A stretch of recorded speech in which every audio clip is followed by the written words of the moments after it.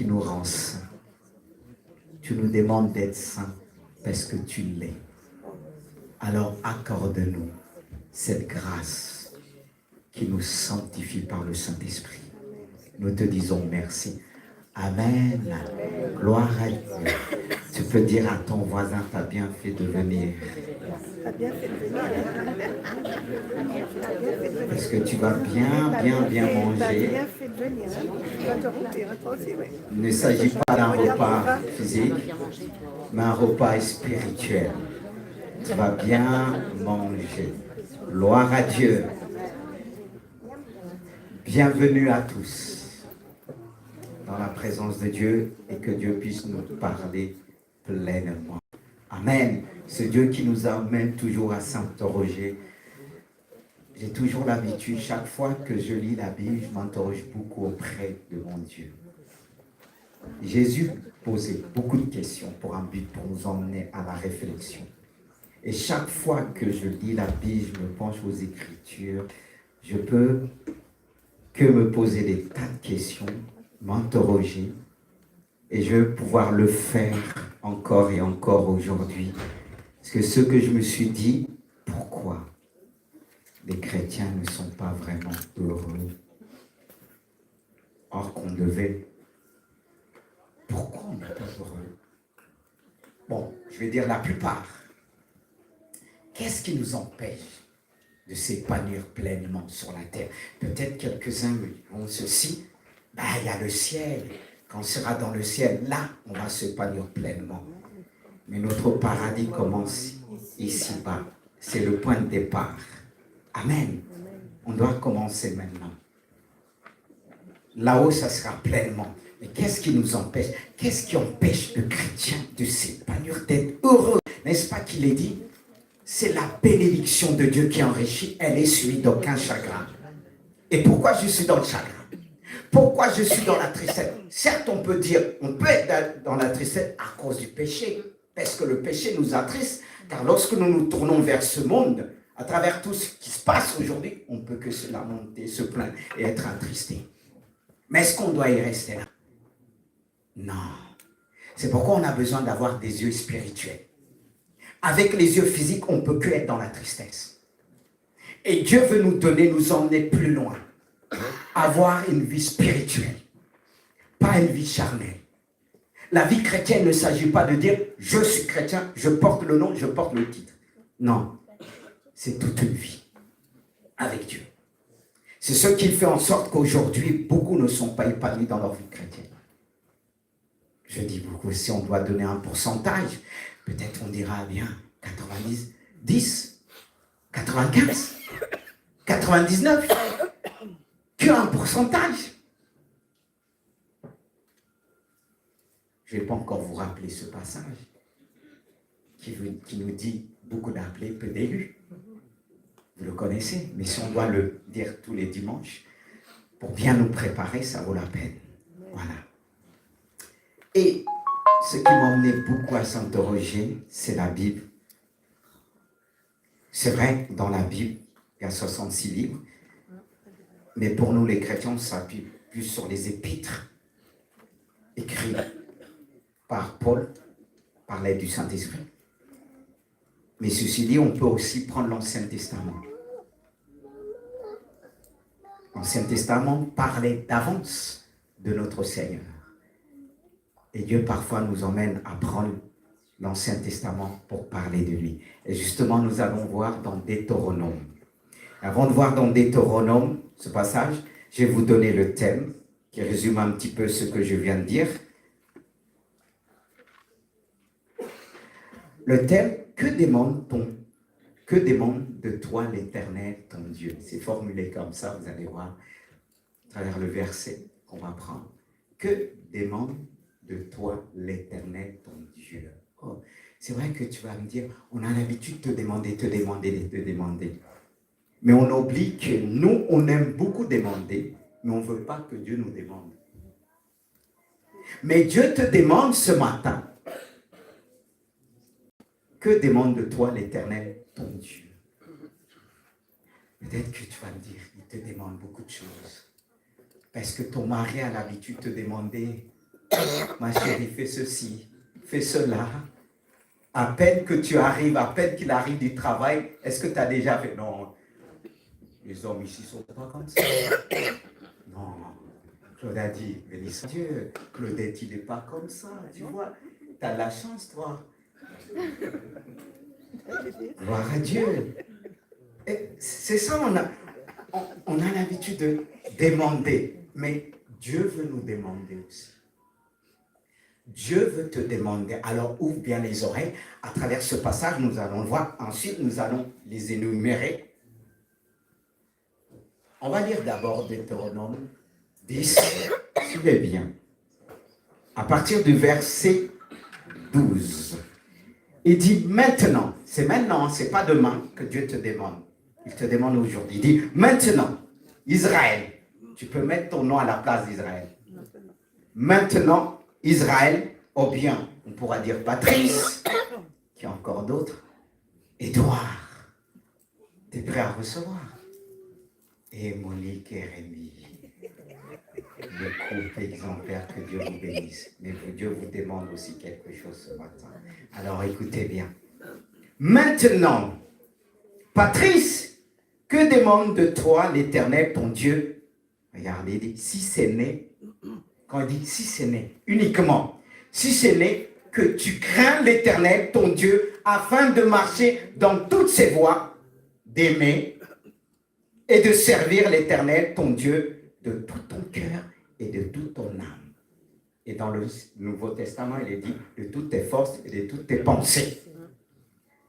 Il va dire encore au verset 13, si c'est né que tu observes les commandements de l'Éternel et ses lois que je t'ai prescrit aujourd'hui afin que tu sois heureux. Il demande combien là? Il y a 4.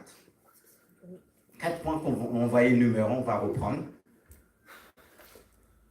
Voilà, tu peux nous donner les 4. Si c'est né.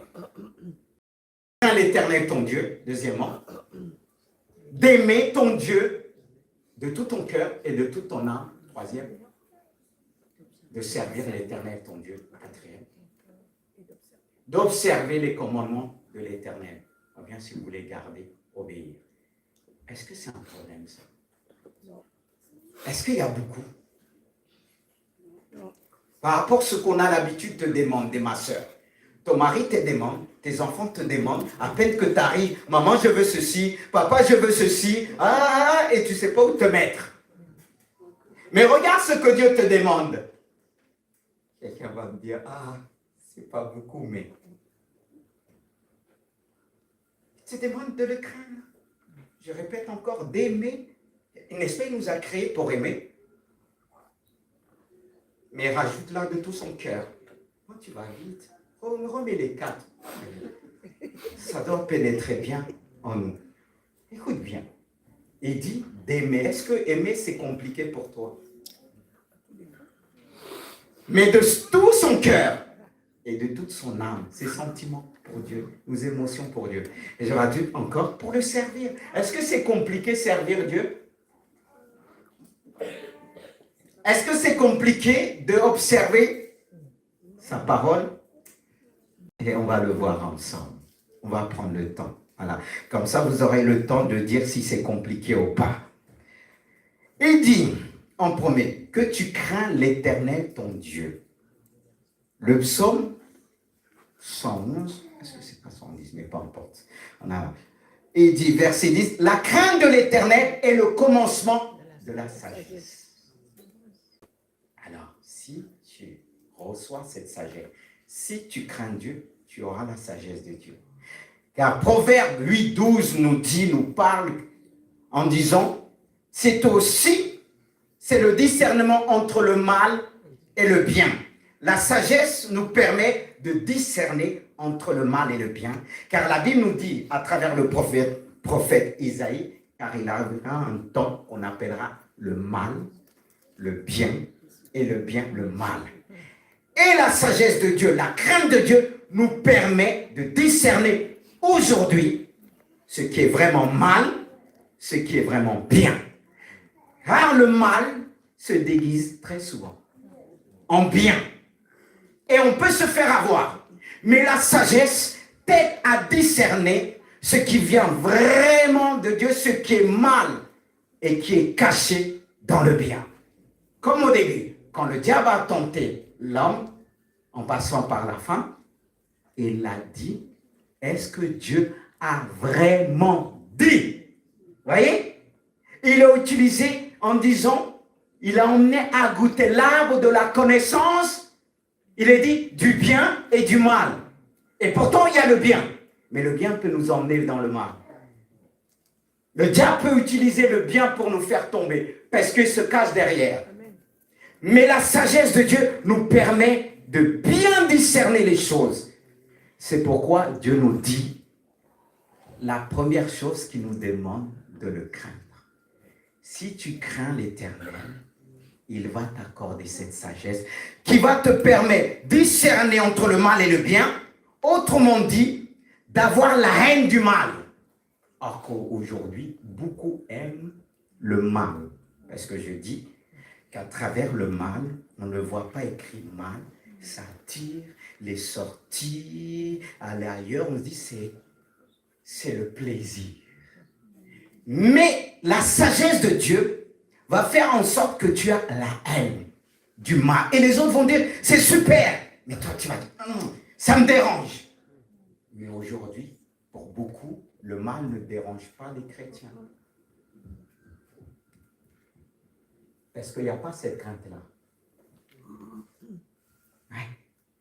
Et ce que les autres, la Bible, appellent convoitise, mal, c'est ce que beaucoup ont dit. Hey, c'est mignon. C'est beau.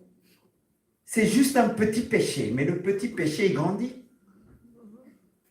Ah, que Dieu nous aide. Et je continue toujours sur la crainte. C'est aussi s'éloigner du mal. Aussi la haine du mal, de l'arrogance et de l'orgueil. Et si tu as la haine de l'arrogance et de l'orgueil, qu'est-ce qui va te permettre d'avoir la haine de l'arrogance et de l'orgueil? C'est l'humilité. Car Dieu élève les humbles et abaisse les orgueilleux. Et justement, cette sagesse, cette crainte de Dieu va mettre en toi ce discernement quand quelqu'un qui te parle, c'est vrai, mais tu vas dire non, il y a l'arrogance là. Et ça ne passe pas. Mais avec l'humilité. Même si ça paraît dur, ça passe. Que Dieu puisse accorder son Église cette crainte. C'est aussi la crainte de Dieu est aussi une attitude de dévotion et de révérence.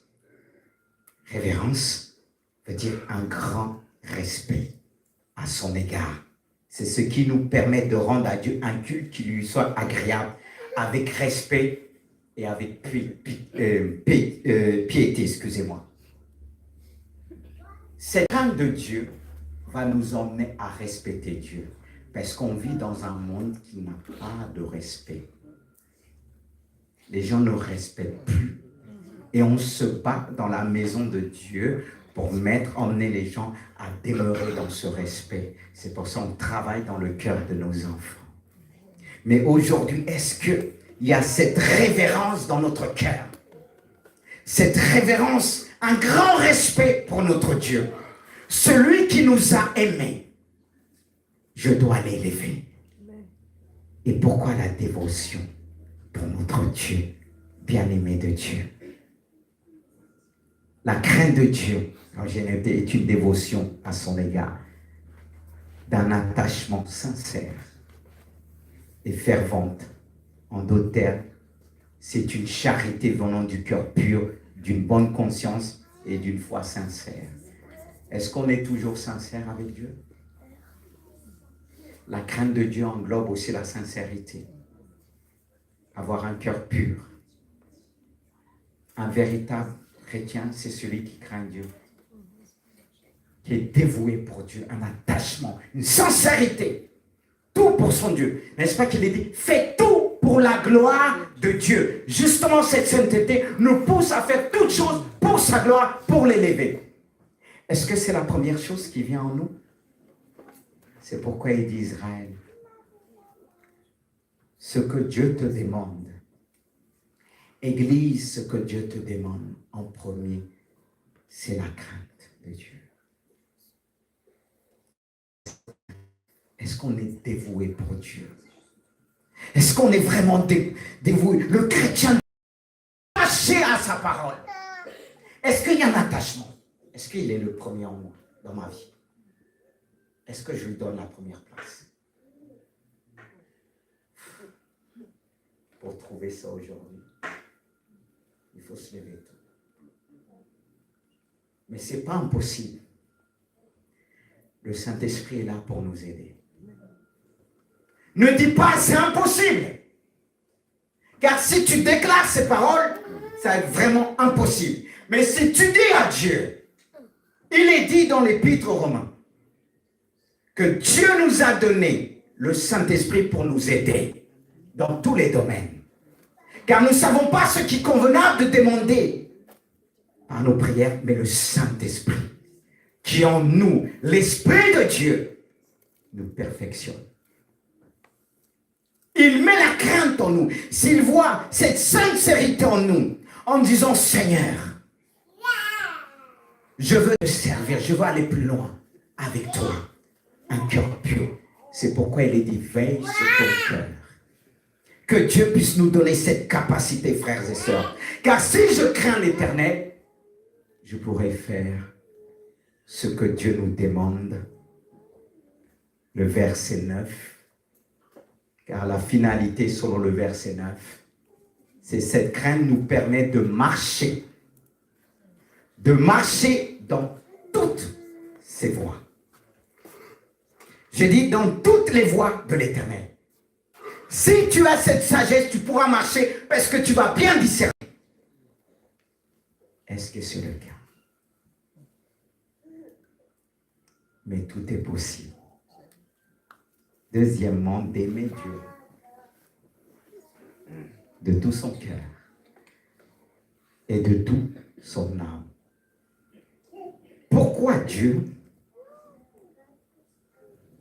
Pourquoi les Saintes Écritures nous demandent d'aimer notre Dieu de tout notre cœur et de toute notre âme? Pourquoi les Saintes Écritures nous demandent d'aimer Dieu de tout ton être, si tu veux ainsi dire? Pourquoi? J'ai noté en premier. C'est tout simplement le premier et le plus grand commandement. C'est le commandement qui est en dessus de tout. C'est le premier et le plus grand commandement. Si on veut être grand, je dis bien comme Dieu, on pourra dire grand. Être grand, mais comme Dieu. Parce qu'on ne pourra pas être grand comme il est vraiment. Mais comme lui. Ne veut pas dire on est Dieu. Mais ce qui va me permettre de grandir dans ma foi, c'est l'amour. Car l'amour est le plus grand commandement. Le premier et le plus grand. C'est ce qui va me permettre de mettre Dieu en premier. Mais certes, beaucoup diront, j'aime. Comment tu aimes? On avait dit, ah j'aime. Mais ça se voit par nos actes. Et ce point va nous aider vraiment à s'interroger devant Dieu. Car si c'est le premier commandement, Dieu me demande de le mettre en premier. Et ce qui va me permettre de mettre en premier mon Dieu, c'est son amour. Et de réaliser qu'il est grand. Mais la réponse ne s'arrête pas là. Il est dit que l'amour est donc l'accomplissement de quoi? De la loi. L'amour est l'accomplissement. Alors l'amour de Dieu va me permettre de se positionner selon ce verset. C'est-à-dire ce qui manque aux autres. Ce qui manque dans ta famille, tu pourras l'accomplir à travers l'amour de Dieu. On veut faire des choses. On veut régler le problème. Autour de nous, est-ce qu'il y a l'amour de Dieu qui va te permettre d'accomplir, comme Jésus a dit ceci à la croix, tout est accompli. Parce qu'il est l'amour de Dieu qui a accompli la loi. Le sacrifice de Jésus a démontré son amour qu'il avait pour nous. Est-ce que toi, tu peux le démontrer aujourd'hui? Mais si tu réalises chaque parole que Dieu nous accorde à travers ces versets, ce n'est pas tiré dans ma mémoire, l'Ismaël dit, non. C'est la parole de Dieu. Pourquoi Dieu nous demande de l'aimer? Tout simplement, l'amour est l'accomplissement de la loi. Les pharisiens de l'époque ne pouvaient pas, parce qu'il leur manquait une seule chose, mais cette chose était l'essentiel. L'amour de Dieu. Ils s'étaient calés au niveau de l'enseignement. Ils étaient bien calés. Mais la Bible dit, ils ne pouvaient pas enseigner comme Jésus. Il avait une manière de parler de Dieu, parce qu'il était l'accomplissement, il était l'amour de Dieu. Car la Bible dit que Dieu a tant aimé le monde qu'il a donné son Fils unique, afin que quiconque croit en lui ne périsse pas, mais qui ait la vie éternelle. Il est vraiment l'accomplissement. Sans lui, nous pouvons avoir la vie éternelle. Il a accompli la loi.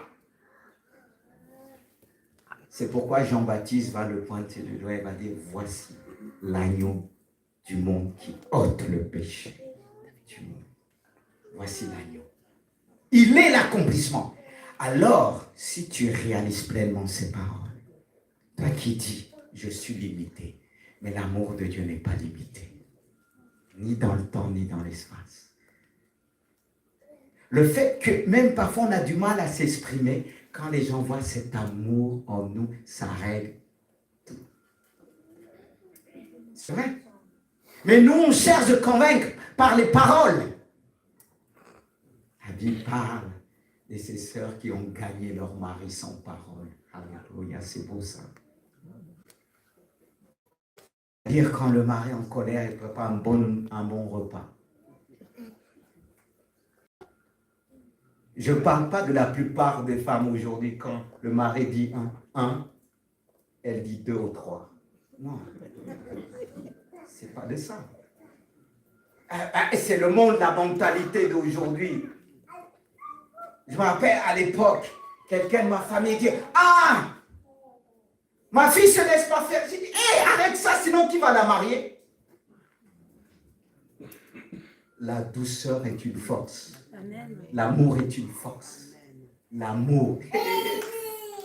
Surtout, il y a des hommes qui veulent montrer qu'ils sont forts, mais l'amour et la douceur de la femme, oh, ça c'est... Ça le brise quelque part, ça le lie, dans le bon sens. Hein? Béni soient mes sœurs qui suivent ce chemin-là. Je dis bien béni soit, on ne peut pas bénir quelqu'un qui est tout le temps en colère. Ah bah oui, je ne peux pas emmener la bénédiction de Dieu là-haut, partout. Non, non, non, non, non. Bon, je reviens. Ça fait partie du message. Gloire à Dieu. Aimer Dieu, il dit, c'est l'accomplissement de la loi. L'amour de Dieu est parfait. C'est-à-dire l'amour parfait bannit la crainte, bannit la peur. Pourquoi on a souvent peur? Or qu'il dit l'amour de Dieu bannit la peur. Est-ce qu'il n'y a pas un problème d'amour? Amen. Il n'y a qu'un amen, c'est silencieux, ça fait réfléchir. Pourquoi tu as peur encore? Parce que le diable se sert de la peur. Et avec la peur, on peut faire des dégâts. Et si je cherche cet amour de Dieu, cet amour qui est parfait, je vais régler pas mal de problèmes. Amen. Parfois, tu ne vas pas discerner. Il te crie dessus, elle te crie dessus, il lui manque d'amour.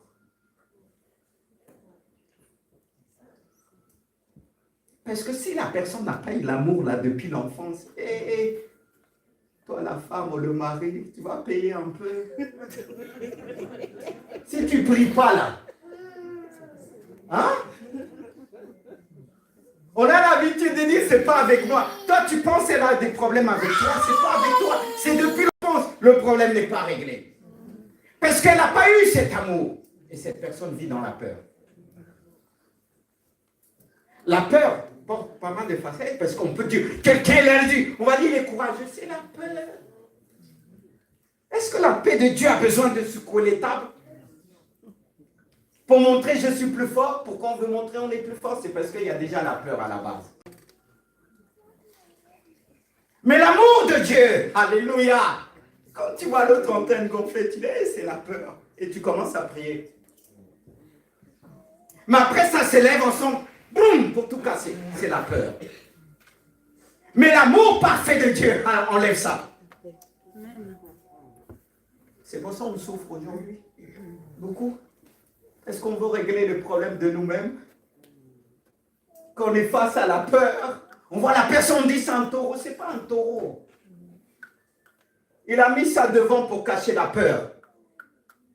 Mais l'amour de Dieu, est-ce qu'on va cacher? On va dire j'ai un problème, priez pour moi.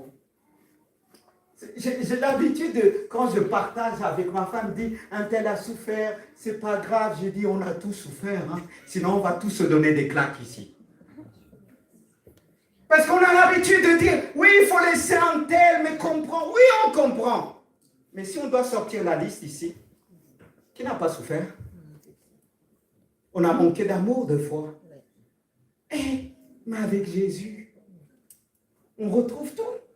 Alors si quelqu'un veut rester dedans, c'est que ça ne veut pas dire que Dieu t'a pas tendu la main. Parce que arrêtons de trouver des excuses, on dit c'est normal, pour trouver des excuses. Moi, si vous venez me voir, hey, pasteur, j'essaie de comprendre, on est médecin. Mais comprendre ne veut pas dire accepter.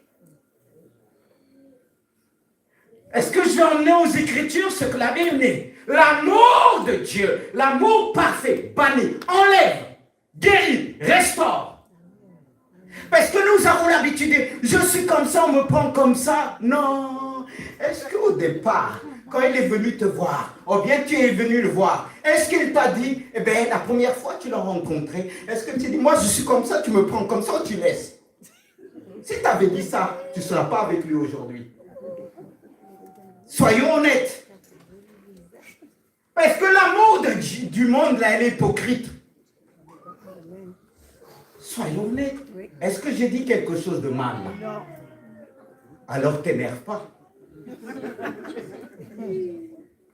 L'amour de ce monde est hypocrite. On dit oui, mais pourquoi au début, tout le monde veut paraître devant elle, devant il? C'est vrai. Le gars, les muscles. Et la femme devant le miroir. Oui, c'est beau, il faut. Mais ça doit continuer avec Christ, avec l'amour de Christ. Parce que l'amour de Christ enlève tout ça. Parce qu'on prend du temps, on vieillit, on prend tout ça à rondeur. Il n'y a pas que les femmes qui prennent de rondeur, même nous les hommes. On ne reste pas comme ça. Mais quand on les voit, combien d'années du mariage? 40 ans du mariage. Waouh, que Dieu les bénisse. Amen. Leur 40e année, ils ont fait quoi? Ils sont partis à l'une des miennes. Oh, on a dit, ah Seigneur, quand on les a vus, on dit, ah c'est beau, ça c'est l'amour de Dieu. Et l'amour de Dieu nous rend jeunes, nous rajeunit. Et je bénis Dieu pour cet amour. Mais que l'amour de Dieu puisse enlever toutes sortes de peurs dans le cœur des chrétiens, parce qu'on est dans un monde difficile, économiquement. De plus en plus, il y a des problèmes. Mais qu'est-ce qui va garder nos cœurs? C'est l'amour de Christ qui va nous garder. De ne pas dire c'est ta faute, parce que quand il y a des problèmes, quand il manque d'amour, on va dire c'est ta faute. Je t'avais dit ça. Regarde, on est en train de couler. Mais aujourd'hui, c'est sa faute hier. Demain, ça va être ta faute aussi. C'est comme ça que Dieu fait en sorte pour équilibrer. Parce que si c'est toujours la faute de l'un, toi, tu vas te croire parfait. Aujourd'hui, c'est lui. Demain, ça sera toi. Il n'y a pas besoin de prophétiser. La vie, c'est comme ça. Amen. Oui. Est-ce qu'il y a besoin de prophétie pour dire ça? C'est une réalité. Mais pourquoi Dieu le permet?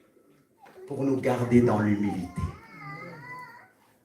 Mais bon, il y a certains qui sont toujours raison. Alors, je ne sais pas comment ils arrivent à avoir toujours raison. Ça, je ne sais pas. Seul Dieu a toujours raison. Voilà.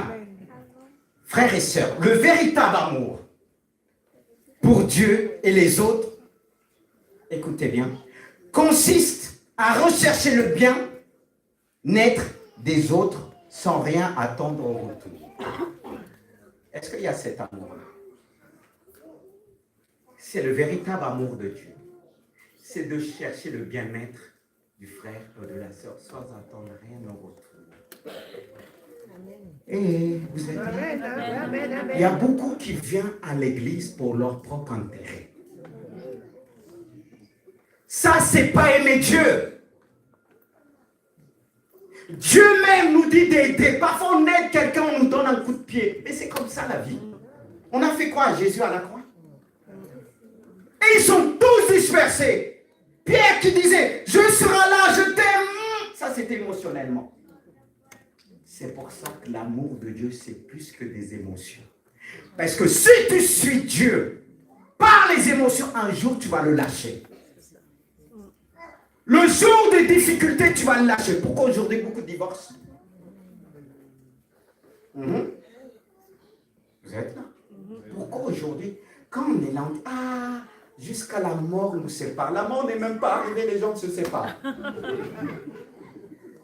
Et la bouche là, les sentiments. Avec les sentiments, on est capable de dire, je te suis, ceci, cela. Il y a quelque chose qui a fait rire au départ, c'est pas qu'elle n'a pas suivi, mais c'est comme ça, regarde. Moi qui étais déjà dans le ministère pastoral, au départ avec mon épouse dit, je te suivrai partout, j'ai juste souri. Pourquoi j'ai souri? Ce n'était pas pour mépriser ce qu'elle a dit. J'étais déjà dans le ministère. Quand Dieu appelle un homme, comme il a appelé Abraham, est-ce que Sarah pouvait le suivre jusqu'à la montagne pour sacrifier Isaac? Souvent, il y a des choses que Dieu nous demande de ne pas dire. On va dire, ah, si tu m'aimes, tu vas tout me dire. Ah bon? C'est ce qui est écrit dans la Bible? Non. Il y a des choses qui restent avec mon Dieu, moi et lui. Alors, si je ne te dis pas, ça ne veut pas dire je ne t'aime pas. Mais dans le monde, on te dit, ah, si tu m'aimes, tu vas tout me dire. Ah bon? Ce n'est pas écrit. Hein? S'il y en a qui se fâchent pour ça, c'est leur problème. Si toi, tu es le mari, tu ne sais pas gérer ça, c'est ton problème. Moi, je ne peux pas régler tout, mais Dieu peut régler tout. Amen. Alléluia. Amen, amen. Ben oui, il me demande d'être un instrument. Mais mes frères, certes, on va dire, la femme a la capacité, je ne dis pas. Parce que le monde qu'on vit là, il y a des hommes aussi, bon. Est-ce qu'on peut dire que c'est des hommes que Dieu nous pardonne? Mais, quand Dieu appelle, des fois, il y a des choses, c'est pas que la personne n'a pas la capacité de suivre, mais il nous appelle à le vivre pour voir l'amour qu'on a pour lui. Et c'est valable même pour la soeur et tout ça. À un moment, Dieu va te conduire dans des épreuves. Il peut même te conduire un jour, le mari ne donne plus rien. Est-ce que tu vas l'insulter?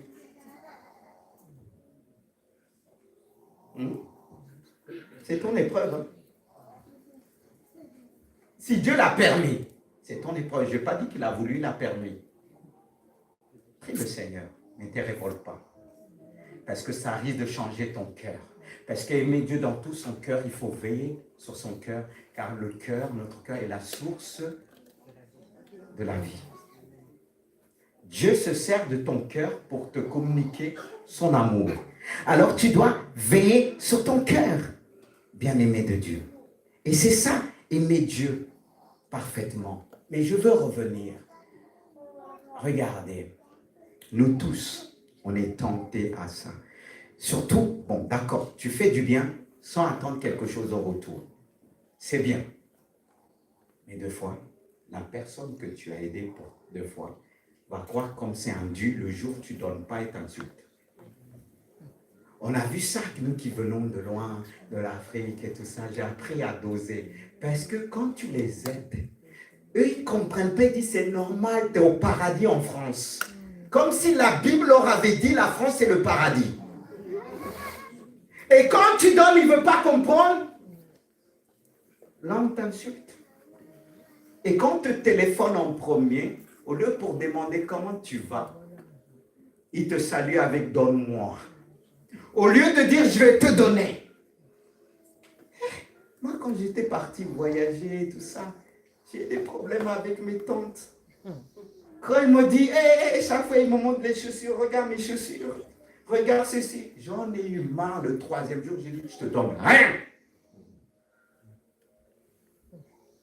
Elle m'a regardé, si elle pouvait me tuer, me maudire. J'ai dit, même si elle me regarde bien, moi, je suis béni de Dieu. On ne peut rien me faire. Voilà. Qu'est-ce qu'on peut faire à une femme bénie, à un homme béni? Mais j'ai dit non, parce que je ne voulais pas les habituer. Ce n'est pas l'argent qui remplace l'amour.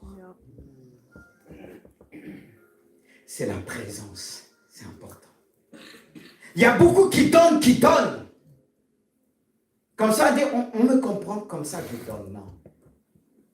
L'expression de l'amour, c'est notre temps pour les autres, l'écoute. Et ce qui fait en sorte aujourd'hui, l'Église est triste parce qu'on attend beaucoup de l'autre. Parlons pas de Dieu. Dieu, il y en a beaucoup quand il vient dire Dieu va me bénir. Et s'il ne te bénit pas, il y en a qui, j'ai donné l'enfant, je donne ma dîme, il va me bénir. Je suis tenté de vous dire, donnez, on ne va rien vous donner. Parce que des fois, l'évangile dit, donnez, vous allez voir, ça va tomber. Non. Ici, vous n'avez pas cette prédication. Si vous donnez, ce n'est pas parce que vous donnez qu'on va vous aider jusqu'au ciel.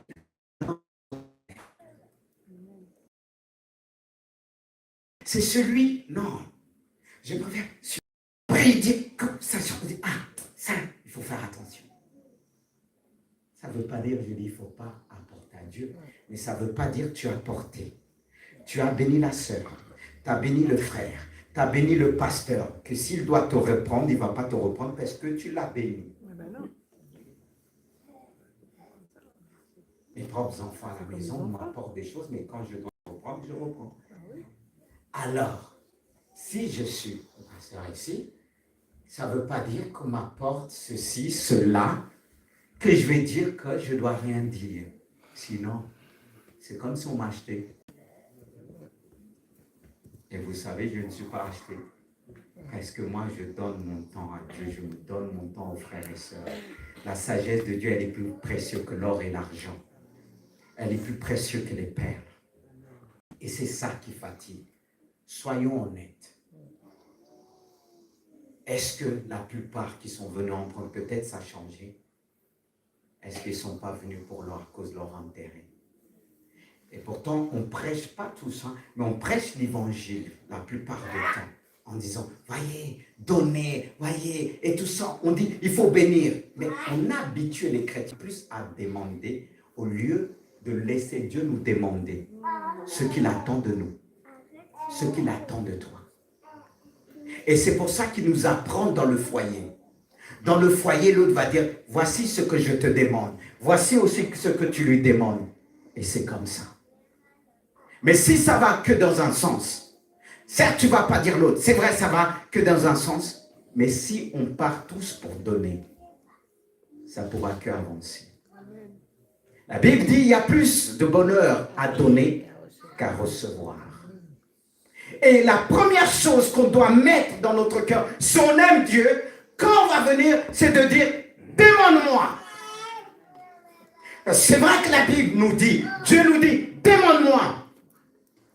Mais nous pouvons dire à Dieu, demande-moi ce que tu veux. Demande-moi ce que tu désires. Si on n'est pas arrivé là, c'est qu'il y a un problème de maturité. Parce que c'est les enfants, quand ils grandissent, à peine venir au monde.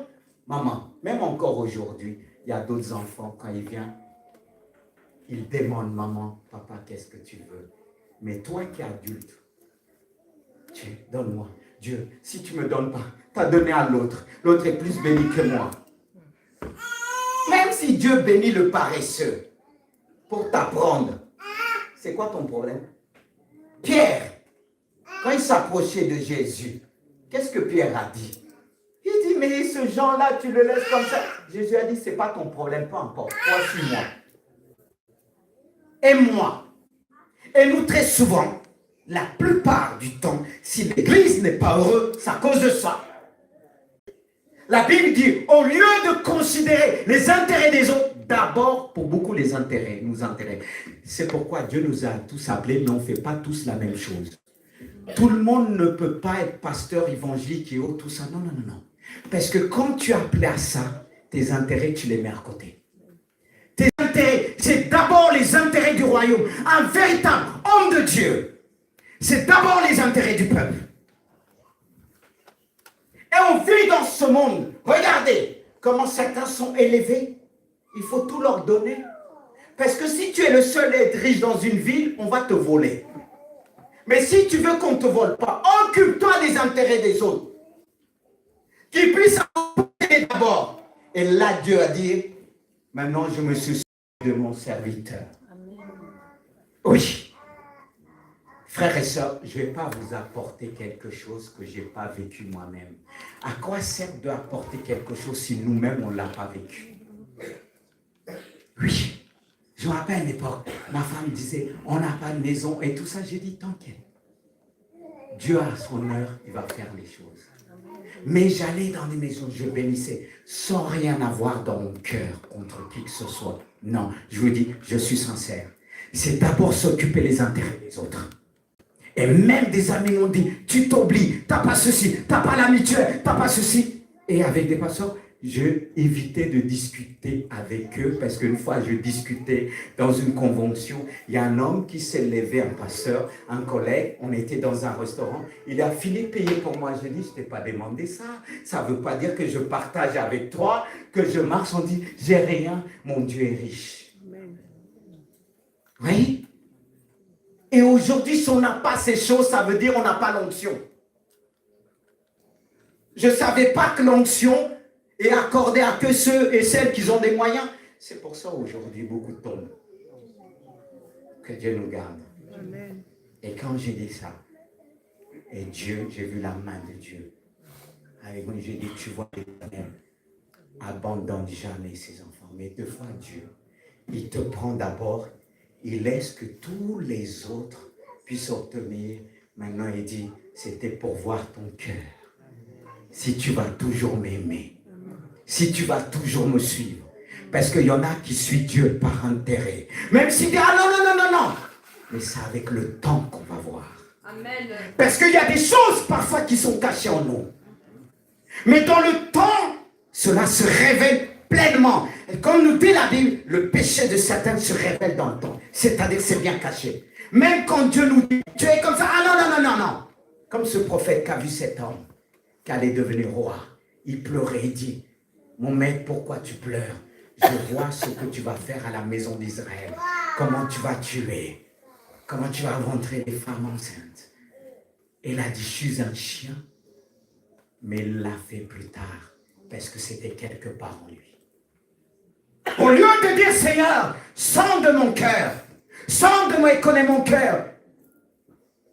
Et vois. S'il y a des choses qui sont cachées en moi, enlève maintenant. Il ne faut pas attendre. Mais l'amour de Dieu nous emmène à sonder. Et Dieu nous enseigne. Chaque fois que j'ai considéré mes intérêts, parce que le problème de beaucoup, ça mène des problèmes. Ah oui, j'ai fait ça, on m'a dit ça, ouais, j'ai pu faire. Mais ne fais plus. Je suis en colère, on n'a pas considéré, on m'a pas dit merci. Est-ce que quand Jésus a dit à Pierre, hey, avance avec ta barque, et lui préparait le filet, il était fatigué. Est-ce qu'il a dit, s'il te plaît, je peux prendre ta barque? Non. Mais nous, aujourd'hui, tellement on est centré sur nous. Comment le chrétien peut être heureux aujourd'hui? Parce que si on considère les intérêts des autres, on le fait pour Dieu. On le fait pour Dieu. Mais le problème, on dit oui ceci, mais après on murmure. C'est pour ça que quand le pasteur appelle même les gens pour aider, il y a quelques poignées. Parce que chacun considère ses intérêts, sa maison. Moi, chacun dit c'est ma maison. S'il n'y a pas ceci, il n'y a pas. On ne va pas se préoccuper comment on paye les choses. Eh ben, on va dire Dieu, on va prier, ça va descendre du ciel. Moi, je ne suis pas le prophète qui prophétise sur le portefeuille. Tiens, tu vas voir l'argent sur ton portefeuille. Foutaise, c'est vraiment... Et ça, on appelle ça... Est-ce que c'est ce que Jésus a fait? Est-ce que c'est ce que Jésus a fait? Et on le voit aujourd'hui. Mais que Dieu nous aime. J'avance. Parce qu'il faut laisser la place aux autres points. Mais avant de cela, j'ai oublié de dire ceci. En termes bibliques, l'amour est intimement lié à faire. Et particulièrement à aimer. À aimer Dieu pour faire ce que Dieu veut. Vous suivez? J'allais passer ce détail-là. L'amour de Dieu, c'est faire ce que Dieu veut, pas ce que tu veux toi. Vous voulez que je répète? Parce que comme j'ai entendu un enfant parler, peut-être certains, ça distrait très vite et tout ça. J'ai dit, tout simplement, bibliquement, l'amour est intimement lié à faire, c'est-à-dire particulièrement à aimer Dieu pour faire ce que Dieu veut, c'est-à-dire ses commandements, sa volonté. Faire la volonté de Dieu, mes frères et sœurs, ça coûte. Parce que faire la volonté de Dieu, parfois c'est des choses que tu n'aimes pas. Alors aimer Dieu consiste à faire ce que Dieu veut, pas ce que nous voulons. Et l'Église, la plupart du temps, c'est faire ce qu'on veut. Et comme Dieu établit un homme, il nous oriente dans la vision de Dieu. Parce que c'est ça la vision de Dieu. C'est craindre Dieu, aimer Dieu de tout son cœur. C'est aussi de le servir et observer ses commandements. C'est ça la vision de l'Église. Il n'y a pas une autre vision. Alors la vision que quelqu'un vient, oui, l'Église va comme ça, il faut que tu ailles à droite. C'est la désobéissance. C'est pour ça qu'on est là, pour reprendre dans le sens de la Bible. Je dis bien dans le sens de la Bible, pas dans le sens ce que je veux. Moi, orienter l'Église, c'est le Saint-Esprit qui conduit l'Église de Jésus-Christ. Et allons au troisième point. Servir l'Éternel, ton Dieu. Pourquoi vouloir servir? C'est une question plus difficile. Parce que beaucoup me diront, j'aime. Frères et sœurs, la Bible dit, cependant clairement, qu'une personne qui jouit d'une véritable relation avec Dieu ne peut qu'avoir une envie de servir. La relation avec Dieu nous donne l'envie de servir. Et nous devons vouloir servir Dieu parce que nous le connaissons et que ceux qui le connaissent aspirent à le servir. Et l'attention de Dieu, ce que Dieu veut, a toujours voulu. Le but, c'est de nous rendre semblables à qui? À Christ. Semblable à Christ, en regardant la vie de Jésus, qu'est-ce qu'on constate? Qu'il était un serviteur. Sa vie était entièrement été consacrée au service de Dieu. Est-ce que c'est le cas de beaucoup de chrétiens? Est-ce qu'ils sont consacrés au service de Dieu?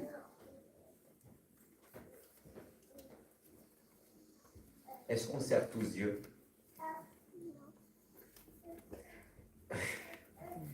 Intérieur et extérieur. Regardez, on dit, aimer Dieu, c'est faire ce que Dieu veut. Dieu veut qu'on évangélise. Et Dieu, il donne sa vision à l'homme qu'il a placé. Et quand Dieu oriente vraiment, parce qu'on va dire, oh, il n'y a plus de pasteurs, alors disons-le, il n'y a plus d'église.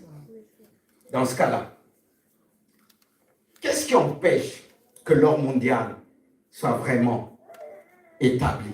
C'est l'église. Mais il a été déjà déclenché. Mais il sera vraiment établi quand l'église sera enlevée. C'est que l'église a une mission. L'église a une vision. Et la vision de l'église, c'est avoir la crainte de Dieu. Aimer Dieu pour faire sa volonté et le servir. Et servir Dieu, c'est de faire ce que Dieu nous demande. Pas ce que vous voulez, pas ce que nous voulons. Ça, c'est pas servir Dieu. Parce que des fois, on va demander à Dieu, ah, j'ai ça à cœur, j'aspire. Dieu, qu'est-ce qu'il va faire? Il va faire un contour comme il a fait pour le peuple d'Israël. Pas tout de suite dans le Canaan. Ils ont traversé la mer Rouge.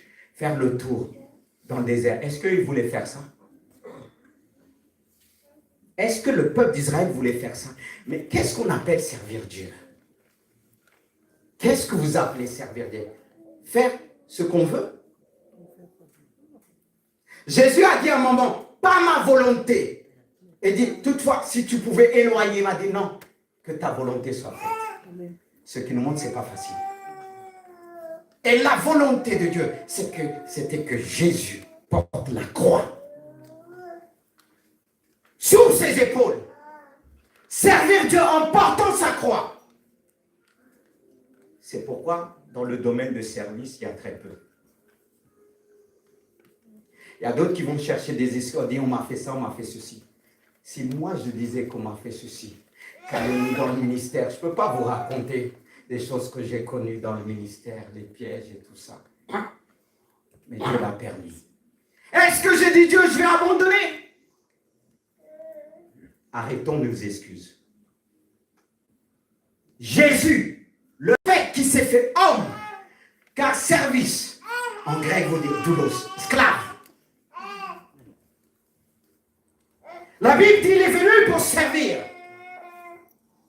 Et plus on sert Dieu, plus on découvre la joie de Dieu. Comme Jésus l'a fait avec la pauvre Samaritaine.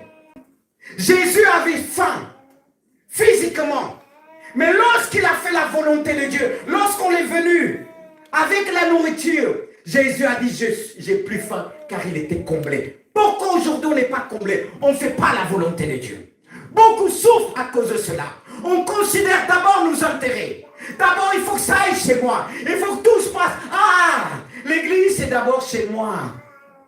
Même si on dit, l'église commence, on peut dire, c'est la maison, la famille. Les gens prennent comme ça une excuse. En disant, ah, si, d'accord, c'est vrai. Si tu n'es pas capable de gérer ta maison, à quoi sert de gérer les choses de l'église? Mais soyons honnêtes. Est-ce que quand on se lève, est-ce qu'on va dire, Dieu m'a appelé à le servir? C'est pas évident de servir Dieu. On est confronté au caractère, aux personnes. On est différents. Moi, à l'école biblique, je pensais au départ. C'était au début de ma conversion. On disait, ah, c'est beau quand il y a tous les chrétiens, on se rassemble. Oh, détrompez-vous. Il y a des cas, la chair pour certains encore là. Il faut faire face à ça. Et quand on est responsable, on est pasteur pour conduire l'église. Comme Jésus l'a vécu. Quand Jésus, on disait, oh ça c'est un homme, c'est un Nazareth, Jésus de Nazareth. Est-ce qu'on n'a pas grandi avec ses sœurs? Vous croyez que ça a changé aujourd'hui? Ça a changé? Ça n'a pas changé. Parce que si Dieu nous utilise, reprendre certains, on dit, oh c'est un homme, regarde tout ça, on va commencer, mais peu importe. C'est de sonder mon cœur devant Dieu. Amen. Parce que si vous venez là, diriger, je ne pense pas que beaucoup vont tenir. Ceux qui sont approchés de là, ils disaient, hey, ah, je ne savais pas que l'église était comme ça. Comment elle est belle, Jésus est beau. Hein? Je me rappelle un jeune qui a commencé avec moi. Il avait le côté bonjour, mais quand il a commencé à recevoir des coups, j'ai dit bienvenue au club. Surtout, nous qui commençons par l'accueil. Quand j'ai commencé par l'accueil, des fois, comment on voyait balader. Ne te décourage pas, toi qui viens peut-être de venir à l'église, tu vas dire non, c'est une réalité. Mieux qu'on te dise ça maintenant, qu'un jour tu prends la fuite. Mais sache une chose, celui qui a la tête de l'église, c'est Jésus, il est parfait. Amen. L'époux est parfait, alléluia. Et c'est l'époux qui va te dire, c'est comme ça le service, parce que moi j'ai enduré pour vous. Parce que chaque fois que tu vas te plaindre, Jésus va te dire, tais-toi, moi j'ai enduré pour toi. Il va te dire, souviens-toi, tu m'as souvent rejeté. Est-ce que Jésus a tenu compte de Pierre a dit, ah non, non, non, je sais pas, je serai là. Il a régné 3 fois avant que le col chante une fois, tu me règnes 3 fois. Pierre a dit non, non, non, non, non, non, non, non, non, jamais. Jamais. Peut-être tu t'appelles jamais, mais c'est par la grâce de Dieu. Que Dieu puisse nous aider. Alors tu vois qu'on a besoin de servir Dieu, parce que plus je vais le servir, je vais sentir la joie de Dieu. Pourquoi? Quand tu vas servir Dieu, comme Jésus, quand cette Samaritaine a donné sa vie à Dieu, il y avait la joie dans le ciel. La Bible nous dit qu'il y a la joie dans le ciel pour un seul pécheur qui se convertit. Et quand tu fais la volonté de Dieu, tu as la maison, c'est dur, il pleut. Mais il y a un rendez-vous ce jour-là, tu vas sortir et Dieu va mettre quelqu'un sur ta route. Quelqu'un qui est cabossé, brisé. Mais quand tu vas lui apporter quelque chose, par le Saint-Esprit qui est en toi, tu vas sentir la joie de Dieu. Yes. Tu vas sentir l'amour de Dieu. Et ça va te combler le cœur. Et ce qui était manquant en toi, tu vas dire non, j'ai plus besoin. C'est ce que Jésus a dit. Non, j'ai plus besoin. Est-ce que je suis appelé à faire la volonté de Dieu? Ma nourriture, c'est de faire la volonté de Dieu. Ma nourriture, c'est de se servir Dieu. Et si je tiens encore aujourd'hui, parce que je le sers, malgré les difficultés, je vois quand j'étais dans des difficultés, il y a des pasteurs qui voulaient que j'arrête. Je leur ai dit, c'est ma nourriture de faire la volonté de Dieu. Chaussure, pas chaussure, je servirai l'Éternel. Celui qui nous appelait à servir l'Éternel. Et Josué pouvait dire, moi et ma maison, nous servirons l'Éternel. Alors tu veux cette joie, ne reste pas assis chez toi. Il y a des gens, boulot, métro, dodo. C'est pas ça servir Dieu. Aujourd'hui on se cache sur le travail. Dans le ciel, quand tu vas arriver, Dieu va te dire, qu'est-ce que tu as fait pour moi? Tu vas le dire, boulot, métro, dodo. C'est ça la vision de l'église? C'est ça la vision. Aujourd'hui, on peut dire, pasteur, j'ai pas le temps. Comme une année, j'avais une sœur. Je m'occupais à cette époque de la jeunesse, pasteur de jeunesse. Il y avait une jeune, ça faisait pas longtemps que je ne l'avais pas vue. Et je demande à la maman, ça fait longtemps, je me dis, mais tu sais, maintenant il a une petite copine, c'est normal. Comment ça, c'est normal? La petite copine l'empêche de servir Dieu. L'empêche de venir à l'église. Et la maman dit, c'est normal. Et je pensais qu'elle était chrétienne, mais non. Un véritable chrétien, il met Dieu en premier. Il met le service de Dieu. Et beaucoup ici ne mettent pas Dieu en premier dans le service. Alors ne dis pas tout de suite amen. Tu auras le temps de dire amen à la maison. Que Dieu puisse nous faire grâce. Servir Dieu est une force, est une joie. C'est là qu'on exprime les dons de Dieu, les talents de Dieu. À peine quelques mois de conversion m'a pris dehors. Je ne voulais pas aller, mais j'ai vu Dieu m'a utilisé dans des miracles, toucher les personnes. Et ce n'était pas par moi, par son esprit. Quand on se lève pour faire la volonté de Dieu, tu n'as pas besoin de jeûner 40 jours pour avoir le don que tu cherches. Dieu va trouver le besoin de te donner parce qu'il voit l'amour dans ton cœur et le désir d'aller faire ce qu'il veut. Et il t'équipe. Et nous, on va être équipés sans rien faire. Qui va équiper quelqu'un, son ouvrier qui fait rien du tout, qu'il s'assoit toute la journée sans rien faire? Comment on va l'équiper? Semblable à celui qui enterre son talent. Et il dit, Seigneur, j'ai eu peur. Si tu as eu peur, tu as manqué d'amour. Que Dieu nous aide, bien-aimés de Dieu. J'espère les paroles annoncées vont être gravées dans notre cœur. Parce que regardons les choses en face. La plupart du temps, on dit n'a pas le temps. Je fais ça, pasteur, ma vie est remplie. La vie de Jésus, elle était comment? Ta vie est plus remplie que Jésus? Qui disait, il n'a pas où poser sa tête? On est plus, pour certains, plus occupés de Dieu que Dieu. C'est pas normal. Quand quelqu'un m'a dit hier, elle a dit, pasteur, j'ai pas le temps, elle a son enfant qui est malade. J'ai dit, on n'a pas le temps, il faut prendre le temps. Si tu attends pour avoir quelque chose, il faut prendre. Le temps ne va pas courir comme ça. Dieu ne viendra pas te chercher en disant, t'as ton emploi de temps, maintenant tu es à la maison. Non. Dieu va attendre quand tu seras bien occupé pour venir dire, j'ai besoin de toi. Parce que nous, on pense que Dieu va venir, j'ai besoin de toi, pour dire je suis à la retraite. Non. Alors quelqu'un ne va pas me dire, pasteur, je suis à la retraite, maintenant j'ai le temps. Si tu n'avais pas le temps avant, ce n'est pas aujourd'hui tu vas avoir le temps pour Dieu. Non.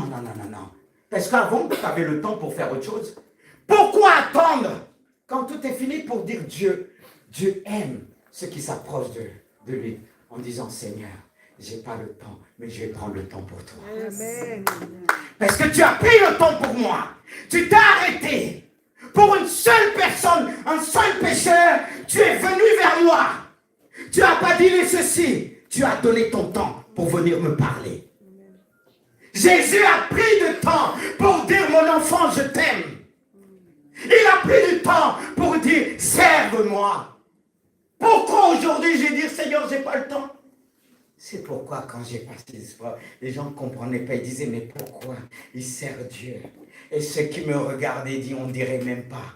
Parce que le service de Dieu était ma force. C'est ce qui me donnait la force.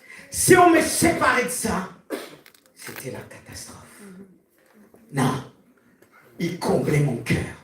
Je sentais la joie de Dieu. Je sentais la voix de Dieu. Mon enfant me disait, serve-moi. Et je me rappelle, une soeur me disait, focalise-toi sur Jésus. Continue à servir Dieu. Mais nous, quand il nous arrive des choses, on s'arrête. Mais qu'est-ce qui t'arrête aujourd'hui? Toi, depuis ton enfance, Dieu t'avait parlé. Fais ceci. Mais tu n'es pas rentré dans cette vision. Je vous en supplie, arrêtons. Beaucoup vont rester. Le fait de rien faire pour Dieu sur cette terre. Il nous a sauvés pour servir.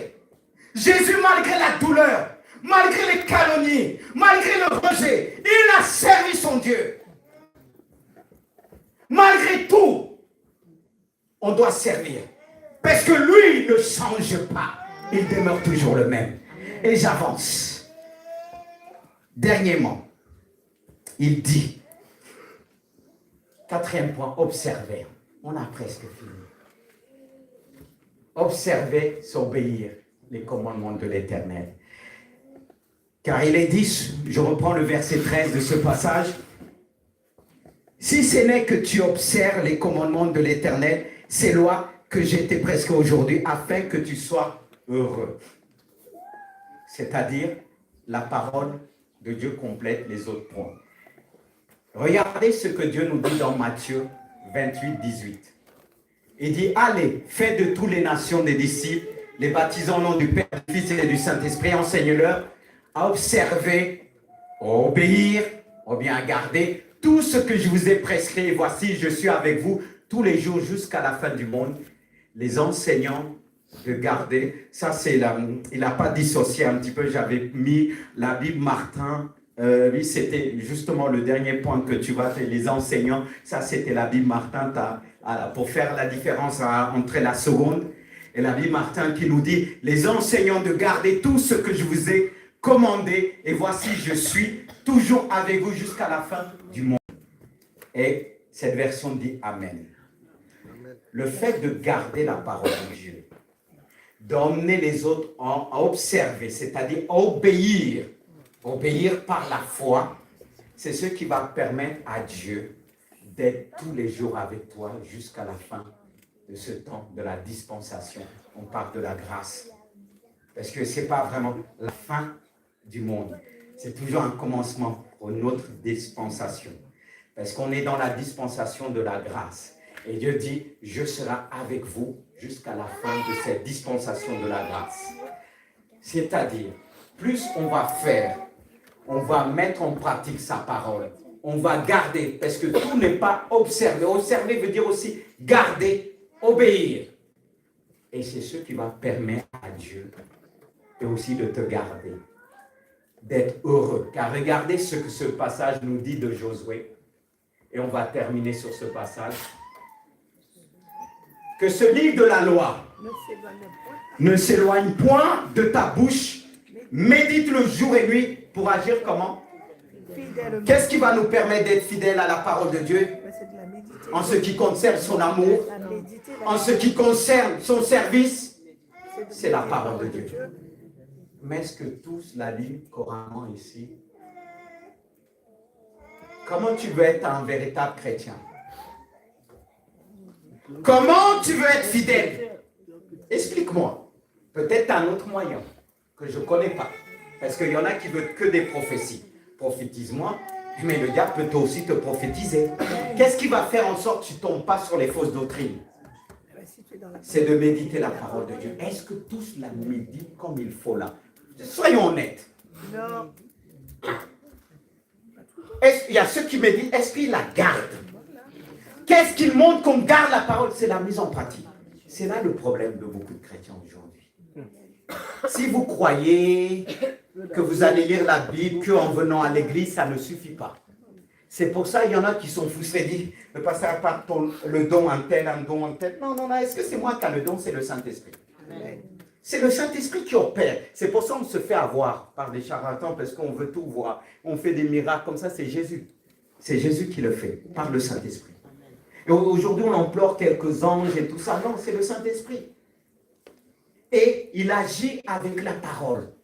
Et le fait que tu vas lire la parole, ça va te garder pour agir fidèlement. Et je rajoute en disant, selon tout ce qui est écrit, car c'est alors que tu auras... Ah! Et pourquoi beaucoup n'ont pas de succès dans leur travail? Il y a tout dans la parole. Il dit, toute écriture est inspirée de Dieu et utile pour nous enseigner, pour nous convaincre, corriger et nous instruire dans la justice. Mais comment tu vas être instruit dans la justice? Comment tu vas être corrigé? Parce que quand on te parle de corriger, c'est spirituellement. C'est ce qui va t'éclairer dans tout ce que tu fais, va te donner une vision propre et pure. C'est là le problème des chrétiens aujourd'hui. Et c'est pourquoi, aujourd'hui, comme dit, dans les temps de la fin, quand viendra les faux prophètes, tout ça, beaucoup moins comme tout. Parce qu'il y aura déjà dans leur cœur, pas cette fidélité, parce que celui qui nous donne le repère, c'est sa parole. Alors je t'encourage, il n'est jamais trop tard. Il n'est jamais trop tard. La parole de Dieu est la vérité. Amen. Et quand tu lis la parole de Dieu, le Saint-Esprit vient te dire, vas-y, je vais t'aider. Tu ne comprends pas, continue. Tu vas voir, je vais t'expliquer ça plus tard. C'est pour ça qu'il dit, heureux ceux qui la lisent dans l'Apocalypse. Chapitre 1, verset 3. Heureux ceux qui lisent ce livre de la prophétie. La parole de Dieu est un livre prophétique. Alors si tu vas avoir du succès dans toutes tes entreprises, dans tout ce que tu fais, d'être fidèle à Dieu, car qui peut être fidèle à Dieu? C'est Dieu lui-même. Mais si Dieu est en toi, tu pourras être que fidèle à Dieu. C'est pourquoi il nous dit, nous sommes des enfants de Dieu. Est-ce qu'on l'est tous? Et j'ai fini, comme j'ai promis, de chuter sur ce point-là, de dire, Seigneur, ce que nous voulons pour être heureux, c'est te craindre. Deuxièmement, t'aimer. Pas simplement d'un amour émotionnel, mais un amour agapé. Je veux t'aimer de tout mon cœur. Mais avec ma nature, je suis incapable. Mais aide-moi par le Saint-Esprit. Et je veux te servir, car je sais que tu vas me demander des choses que je ne sais pas faire et que je n'ai pas l'habitude de faire. Mais c'est le Saint-Esprit qui viendra en moi pour m'aider. Est-ce qu'on peut se mettre debout? Amen. Prier ce Dieu de grâce. Mais vraiment, comme un signe devant Dieu, la main sur ta poitrine, sur ton cœur, de dire Dieu, oh Dieu, je te dis pardon. Je n'étais pas toujours aimé. Je n'ai pas toujours marché selon la crainte dans toutes tes voies. Ce qui m'empêche de marcher dans toutes tes voies, c'est ce manque, cette crainte que je n'ai pas su saisir. Aide-moi par le Saint-Esprit. Je veux marcher selon toi. Je veux te dire pardon. Seigneur, je veux être comme toi, semblable à toi. Oh Jésus, tu craignais le Père. Et tout ce que tu faisais pour ton Père. Tu n'as pas fait pour toi. Tu as fait pour ton Père et pour l'Église. Apprends-moi à considérer les intérêts de mes frères et sœurs. Seigneur, je veux veiller sur mon cœur. Car tu dis, veille sur ton cœur au-dessus de tout. De pédigrer. De ne pas abandonner, mais de regarder à toi, Jésus. Je ne veux pas venir à l'église pour mes intérêts, mais les intérêts du royaume. Dis-lui à Dieu. Je ne veux pas vivre pour moi, mais je veux vivre pour toi. Seigneur, c'est là que je pourrai m'épanouir. C'est là que je pourrai me réjouir. Seigneur, te servir de nos jours est tellement difficile. Il y a tellement de choses à faire. Je suis tellement pris. Mais quand tu m'as rappelé aujourd'hui, Seigneur, je veux prendre du temps pour toi. Tu as pris du temps pour venir me sauver, m'arracher de les ténèbres à la lumière. Et aujourd'hui, je veux le faire pour les autres. Ce que tu as fait pour moi, je veux le faire pour les autres. Importe le prix à payer.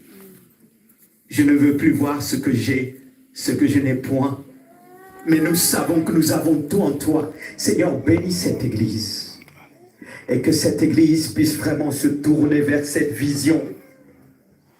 Tu nous appelles à te craindre, t'aimer, te servir de tout notre cœur et de observer ta parole. Je te bénis pour chacun. Enlève l'incrédulité. Enlève tout blocage ce matin dans le cœur de chacun. Je te prie pour ton église par le nom puissant de Jésus. Je te prie pour ton église par le nom puissant de Jésus. Pardonne-nous. Pardonne-nous, Père. Si ça fait longtemps, je n'ai pas pu te servir comme tu avais voulu. Si j'ai fermé les yeux lorsque le pauvre est venu frapper à la porte de ma maison, Seigneur, aide-moi à conduire comme toi tu me conduis, comme toi tu nous conduis. Oh Dieu, je ne veux pas être comme cette église de Laodicée, que tu disais, tu te passes pour un riche. Oh, tu ne sais pas que tu es pauvre, tu es nu, tu n'as plus rien. Et voici ce que tu disais de l'église de Philadelphie, qui avait de peu de puissance, mais cependant elle a gardé la parole de la persévérance. Elle a enduré pour toi comme l'église d'Esmine, qui est appelée l'église de la souffrance. Elle s'est donnée, malgré l'entourage, malgré les synagogues de l'époque, qui étaient bien garnies. Mais cette église, elle a enduré à cause des autres qui se disaient riches. Or, il n'y avait pas plus cette richesse spirituelle. Garde ton église. Garde ton église et garde-nous. Seigneur, tes paroles paraissent dures, mais c'est les paroles qui nous emmènent à la vérité. Que le Seigneur soit